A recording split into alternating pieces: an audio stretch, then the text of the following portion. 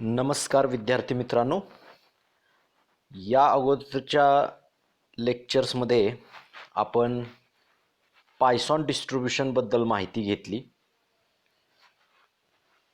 Python distribution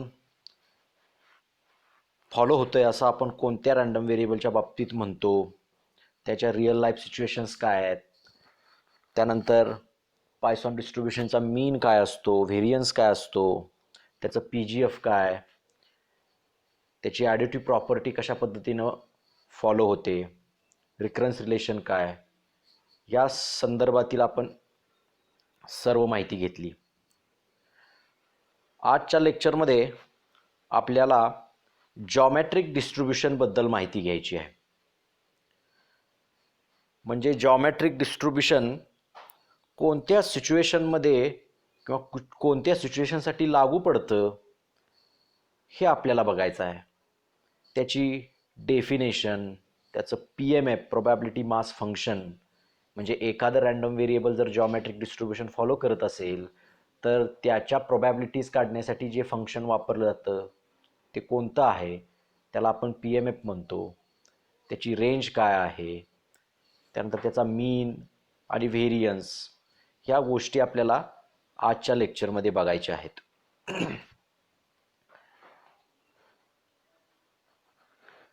आता BSc भाग 1 मध्ये शिकल्याप्रमाणे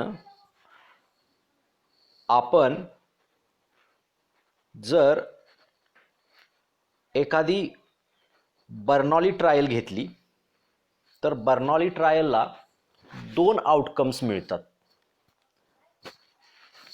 तर मग त्या आउटकमपैकी आपण एखाद्या ठराविक आउटकमला सक्सेस असं मानलं आणि दुसऱ्या आउटकमला फेल्युअर असं जर समजलं आणि त्या बर्नॉली ट्रायल्स आपण तोपर्यंत परफॉर्म केल्या. आता त्या ट्रायल्स इंडिपेंडंट असणार आहे, त्याला आपण इंडिपेंडंट ट्रायल्स म्हणतो, इंडिपेंडंट बर्नॉली ट्रायल्स. तोपर्यंत आपण परफॉर्म केल्या जोपर्यंत आपल्याला आपण निश्चित केलेला सक्सेस मिळत नाही. म्हणजे सक्सेसचा आउटकम जोपर्यंत आपल्याला मिळत नाही तोपर्यंत आपण अशा इंडिपेंडंट बर्नॉली ट्रायल्स जर परफॉर्म करत गेलो आणि त्यातल्या प्रत्येक सक्सेसची प्रॉबिलिटी P असेल, हे गृहीत धरलं आपण, P इज सम नंबर, तर त्या सिच्युएशनमध्ये आपण जर X हा random variable, number of failures before the first success असा जर आपण घेतला तर त्या X या रँडम व्हेरिएबलचं जे डिस्ट्रीब्युशन असतं ते डिस्ट्रीब्युशन हे आपण जॉमेट्रिक डिस्ट्रीब्युशन आहे असं आपण म्हणतो. म्हणजे जोपर्यंत एखादी बर्नॉली ट्रायल्स किंवा आपण इंडिपेंडंट बर्नॉली ट्रायल्स तोपर्यंत परफॉर्म करायच्या जोपर्यंत आपल्याला सक्सेस मिळत नाही. म्हणजे आपण परीक्षेला अपिअर होतो तर परीक्षेचा रिझल्ट जो असतो तो बर्नॉली ट्रायल्स सारखा असतो. म्हणजेच आयदर सक्सेस ऑर फेल्युअर, म्हणजे तुम्ही परीक्षेत पास होता किंवा फेल होता. ही परीक्षेला अपिअर होणं म्हणजे एक बर्नॉली ट्रायल. मग आपण तोपर्यंत परीक्षेला अपिअर होतो जोपर्यंत आपण त्या परीक्षेत पास होत नाही.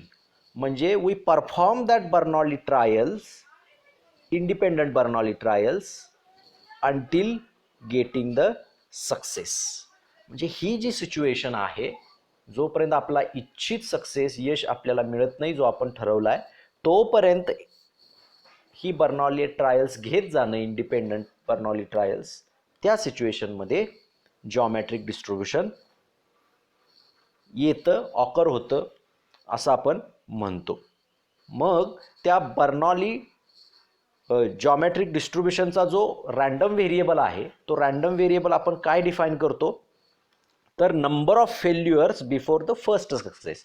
पहिला सक्सेस मिळेपर्यंत अगोदर जेवढे तुम्हाला फेल्युअर्स मिळालेले आहेत त्याचा नंबर जो आपण मोजतो तो नंबरचा जो रँडम व्हेरिएबल आहे त्या रँडम व्हेरिएबलसाठी हे आपलं जॉमेट्रिक डिस्ट्रीब्युशन फॉलो होत असतं.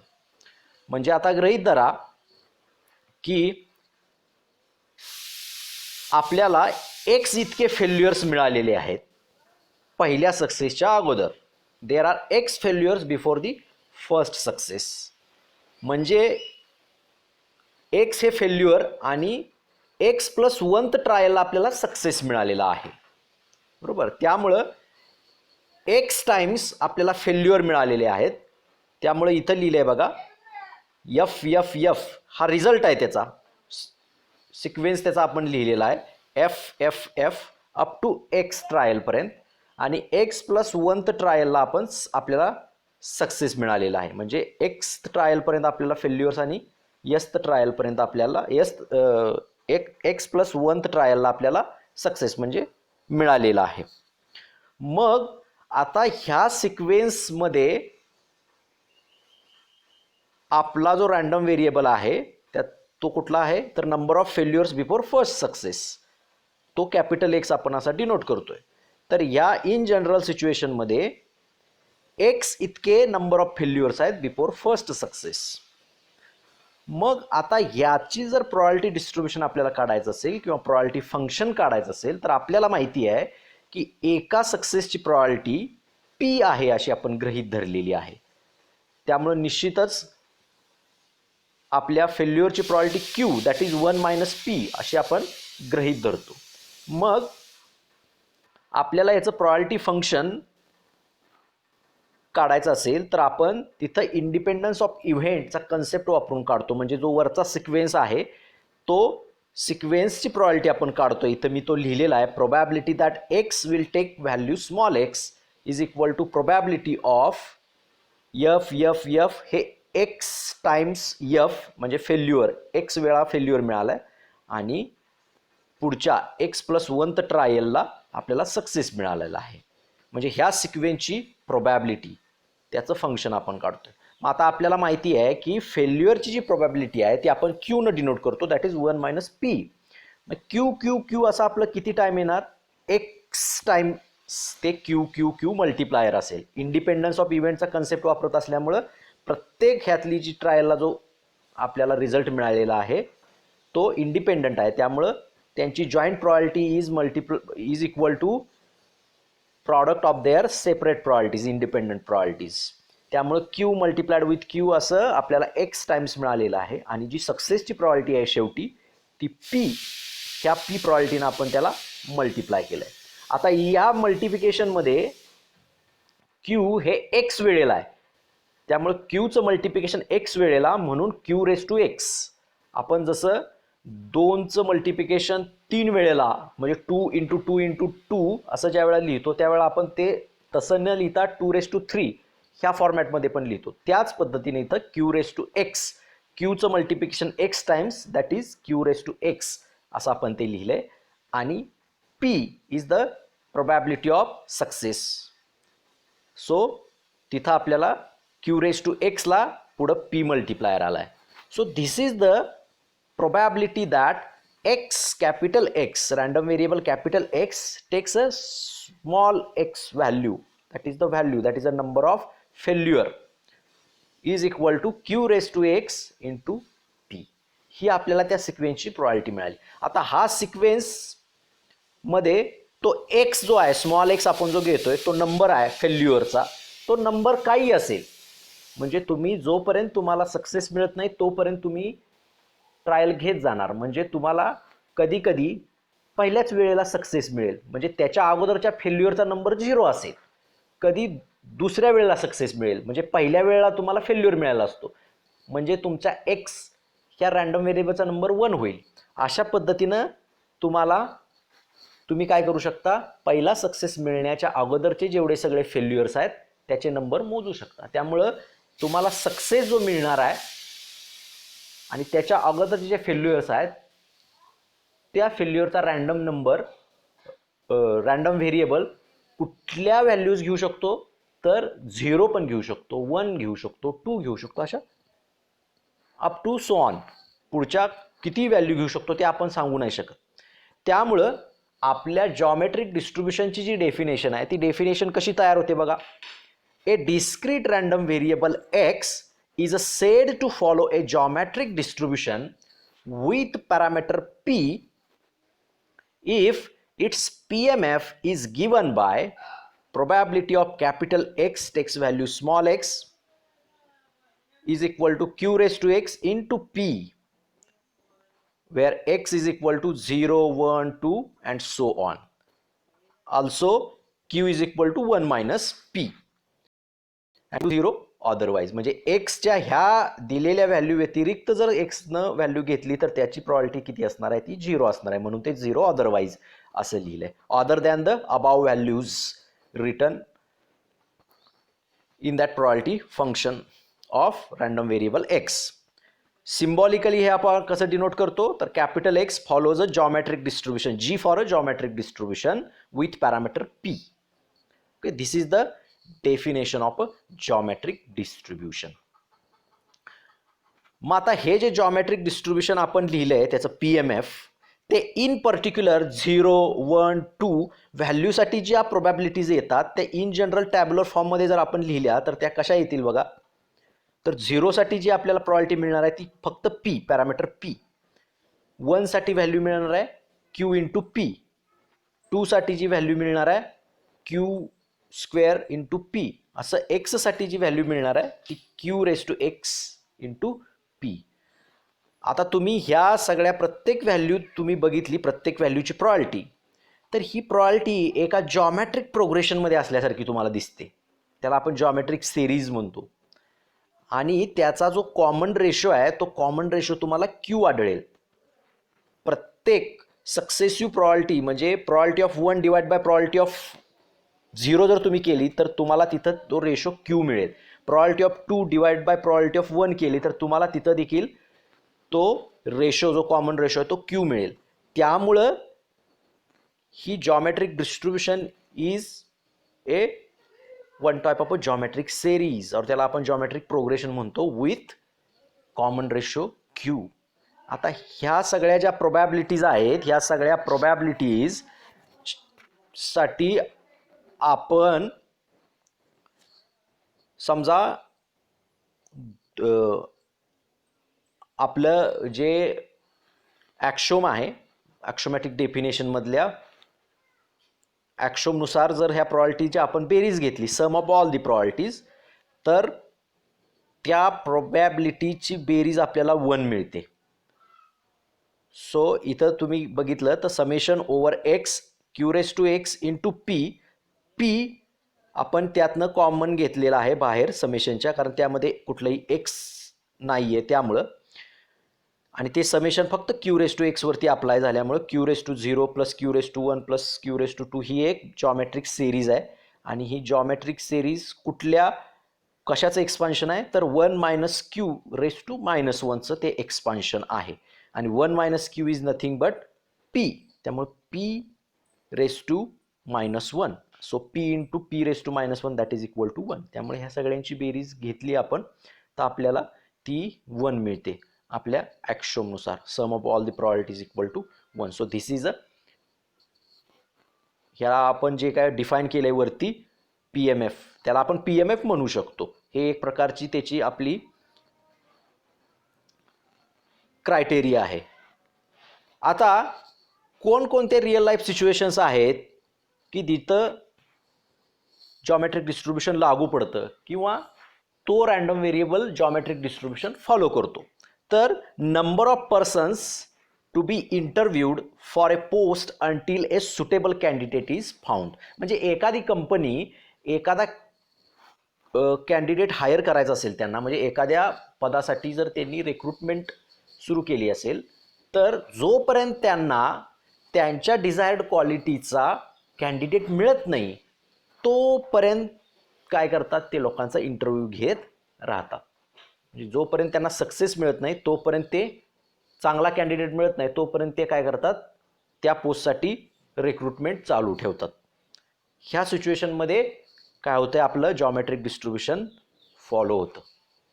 त्या रँडम व्हेरिएबलसाठी ते जॉमेट्रिक डिस्ट्रीब्यूशन आपलं लागू पडतं. त्यानंतर number of attempts required for a successful launching of a rocket. म्हणजे आपण काय करतो, एखादं रॉकेट आपल्याला लॉन्च करायचं असेल तर जोपर्यंत त्याचं सक्सेसफुल लॉन्चिंग होत नाही तोपर्यंत आपण अटेम्प्ट घेत राहतो. मग ज्या अटेम्प्टला आपल्याला सक्सेसफुल लॉन्चिंग होतं त्याच्या अगोदरचे जे नंबर ऑफ अटेम्प्ट्स आहेत that is the number of that एक्सचा तो नंबर असतो, मग तो काहीही असेल.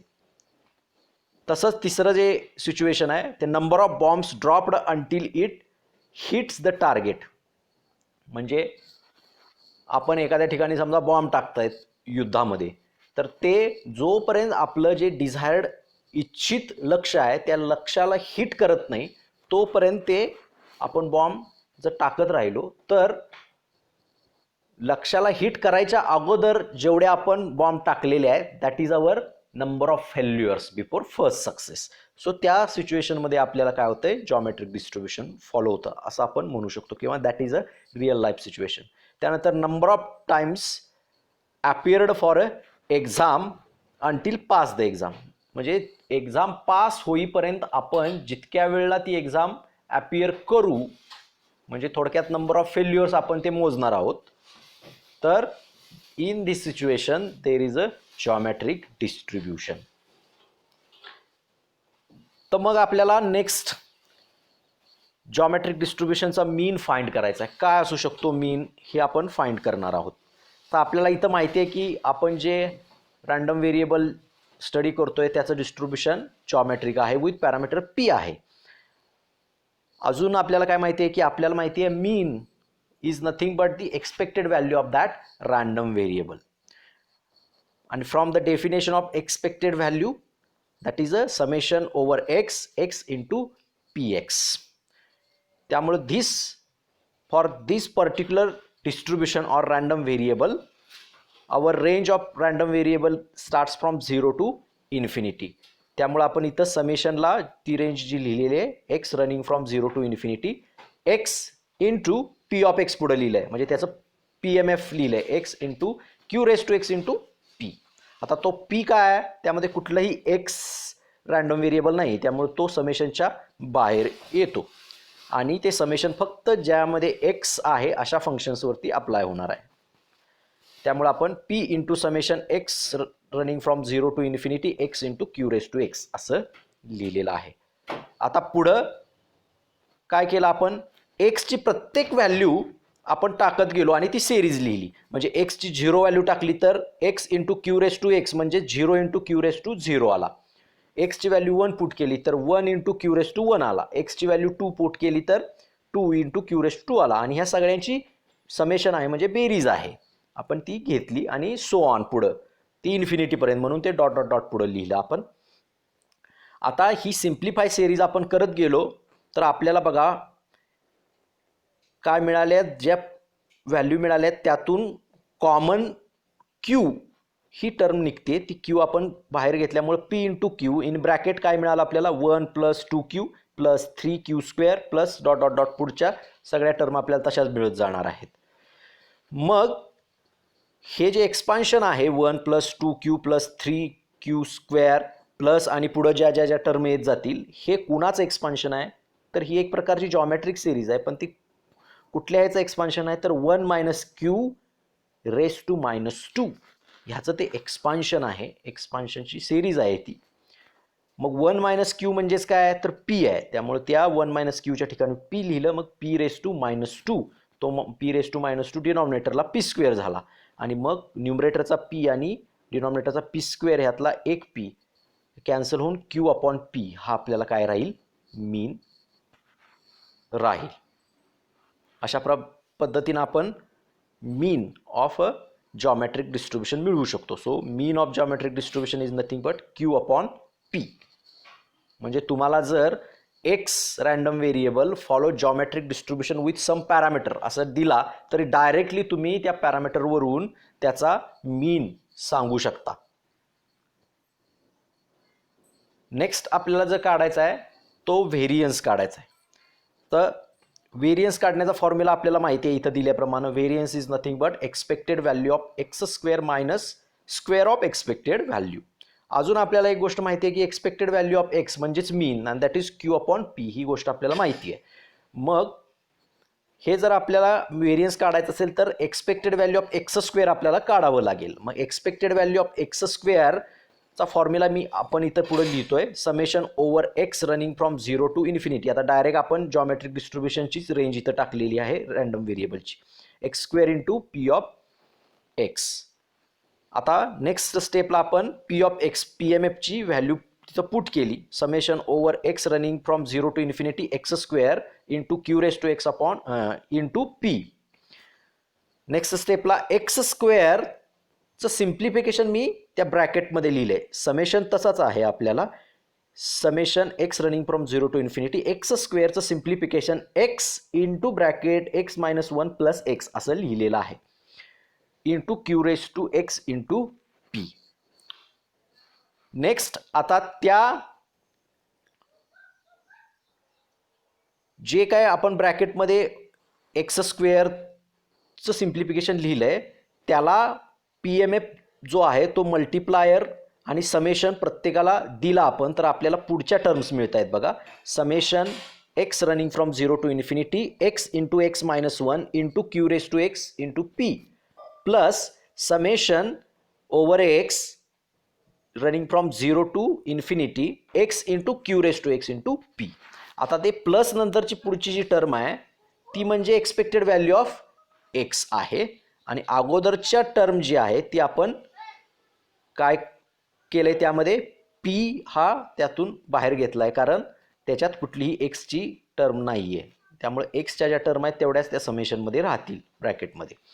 आणि एक्सपेक्टेड व्हॅल्यू ऑफ एक्स जी आहे ती आपण अगोदर काढली, आपल्याला माहिती आहे क्यू अपॉन पी, ती आपण पुढं तशी ती व्हॅल्यू पुट करणार आहोत. आणि पी इंटू ब्रॅकेटमधल्या ज्या टर्म आहेत त्या प्रत्येक टर्मला आपण काय केले, ती सिरीज आहे, समेशन आहे, तर त्यामध्ये एक्सची प्रत्येक व्हॅल्यू पुट करून आपण ॲडिशन घेत गेलो आहे. एक्सची व्हॅल्यू 0 पुट केली तर 0 into 0 minus 1 into q raise to 0 होणार, प्लस 1 व्हॅल्यू पुट केली तर 1 into 1 minus 1 into q raise to 1. अशा पद्धतीने त्या प्रत्येक व्हॅल्यू आपण पुट करत गेल्यानंतर आपल्याला ती सिरीज तशी कंटिन्यू मिळत जाईल. मग त्याचं सिम्प्लिफिकेशन त्या सिरीजचं केलं तर आपल्याला नेक्स्ट टर्म मिळते p into bracket whole bracket 2 into q square plus 6 into q cube plus 12 into q raise to 4 plus dot dot dot पुढच्या ज्या मिळत जातील त्या टर्म, आणि प्लस क्यू अपॉन पी पुढचा तसाच जी एक्सपेक्टेड व्हॅल्यू आहे ती. आता ह्यातून काय या सिरीजमधून तर मी काय केलं, क्यू स्क्वेअर हा कॉमन घेतला आणि दुसरा कॉन्स्टंट जो 2 आहे तोही कॉमन घेतला.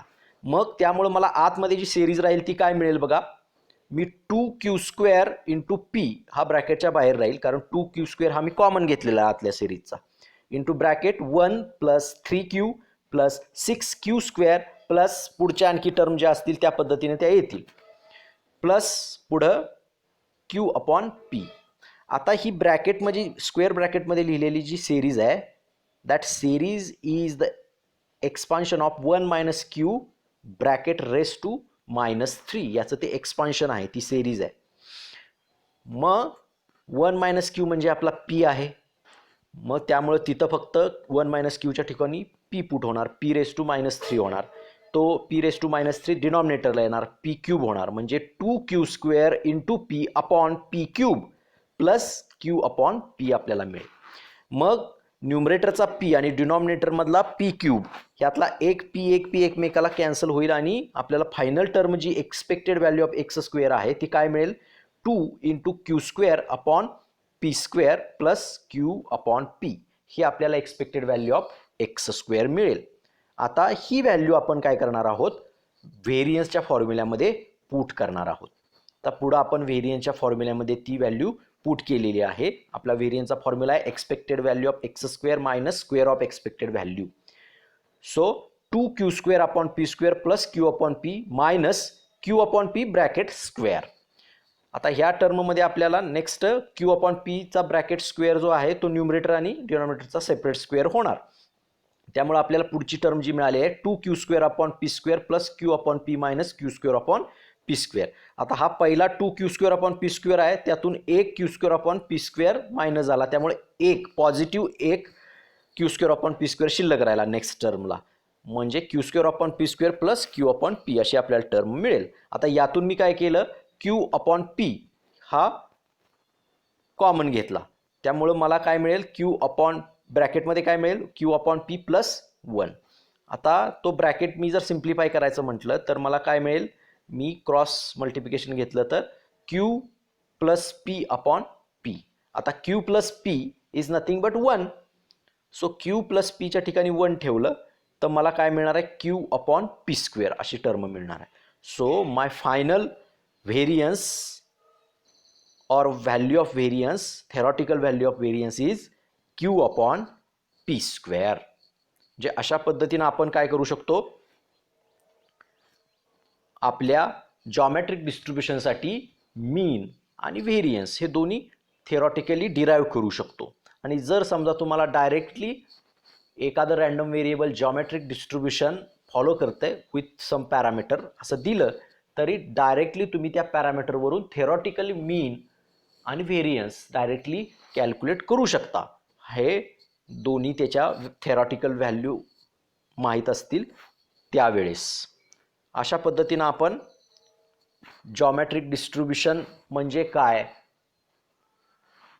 त्याचं p m f property mass function कसं डिराईव्ह होतं, त्याची डेफिनेशन काय, त्याचा मीन कसा डिराईव्ह करायचा, व्हेरियन्स कसा डिराईव्ह करायचा, थेरॉटिकल व्हेरियन्स, हे आपण सगळ्या गोष्टी बघितलेल्या आहेत. आपण हा व्हिडिओ पाहिल्याबद्दल धन्यवाद. काही शंका असल्यास आपण कमेंटमध्ये जरूर लिहाव्यात. आपल्या शंकांचं निरसन केलं जाईल. धन्यवाद.